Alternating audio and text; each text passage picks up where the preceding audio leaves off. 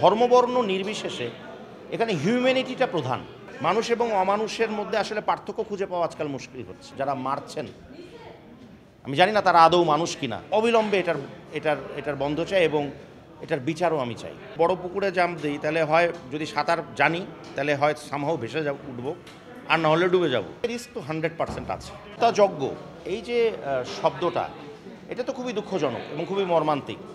এবং যেটা গাজাতে হচ্ছে, একজন এখানে না আসলে ওই ধর্মবর্ণ নির্বিশেষে এখানে হিউম্যানিটিটা প্রধান।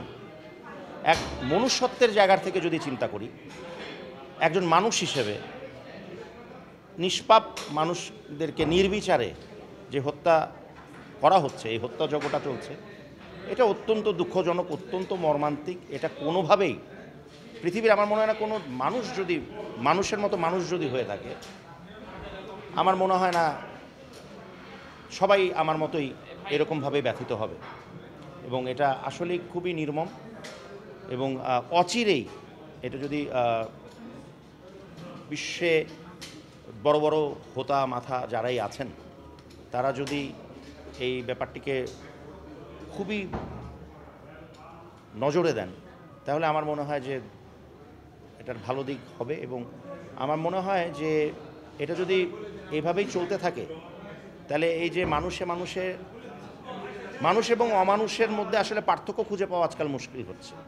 কারণ যারা মারা যাচ্ছেন তারাও মানুষ, যারা মারছেন আমি জানি না তারা আদৌ মানুষ কিনা, কিন্তু এটা অবিলম্বে এটার বন্ধ চাই এবং এটার বিচারও আমি চাই। প্রথম কথা হচ্ছে, লাভ ইন ক্যালিফোর্নিয়ার শুটিংটা আমরা শুরু করতে চাইছি।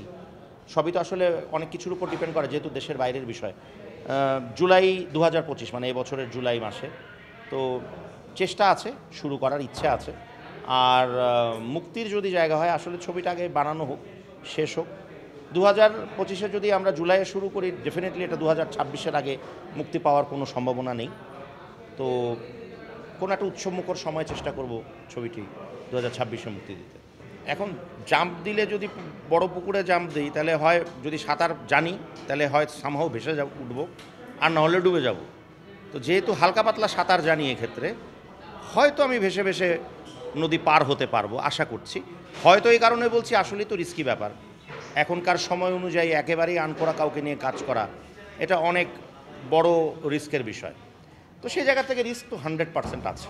বাট আমার বিশ্বাস যে ছেলেটি কাজ করবেন বা যারাই কাজ করবেন, তাদের মধ্যে হয়তো কিছু কোয়ালিটি তো অবশ্যই আছে, না হলে তো আমি তাদেরকে নিয়ে আসলে কাজ করতাম না। হ্যাঁ, পাশাপাশি এত বড় একটা মানে দেশে কাজ হচ্ছে, এবং ওখানে সাধারণত ওখানকার সিনেমা আমরা দেখে অভ্যস্ত। হ্যাঁ, তো ওখানে গিয়ে কাজ করা হচ্ছে, এটাও তো একটা প্রাপ্তিযোগ আছে। তো সেই জায়গাটাতে আমি নজর দিচ্ছি। পাশাপাশি স্ক্রিন যেটা আছে, স্ক্রিনের মধ্যে যদি ভিজুয়াল জায়গাটা অনেক সুন্দর হয়, কারণ ওখানের প্রতিটা ফ্রেমে ফ্রেমে সৃষ্টিকর্তা এক ধরনের সৌন্দর্য দিয়ে রেখেছেন।